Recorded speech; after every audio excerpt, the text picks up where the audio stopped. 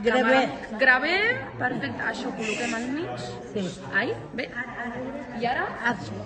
Yo voy a explicar porque estoy bien en Ripollet.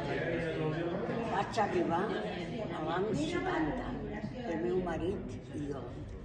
Els dos estaven en Manresa, jo en un poblet al costat de Manresa, que feia 8 quilòmetres, i el meu marit en Gironella.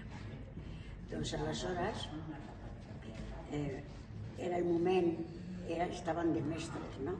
I era el moment que havien de demanar un altre lloc si volien.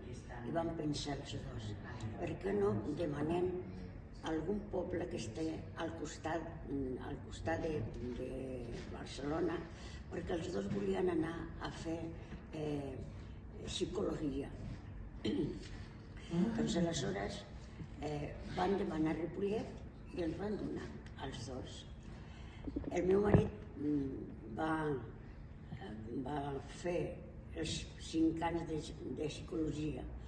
Jo vaig quedar embarassada i ja no vaig poder-ho fer, que passava a les dones, no? Havia d'anar a l'escola jo, i a més havia de cuidar a les filles, a la filla, perquè era la primera. No sé si explicar-vos més coses o no. Home, què diu la directora? Ho veus bé o vols tallar allà? O que continuï parlant? Ah, vull dir jo? Sí, tu decideixes. És la que mana. Tu ets la que mana. Bueno, si ja tens per un altre o... Tu vols O ja, més o coses hi que vols dir parar. o podem Però parlar? si li agrada anar explicant... Des d'aleshores he estat en Ripollet, o sigui que allà en Manresa uns quants anys, no?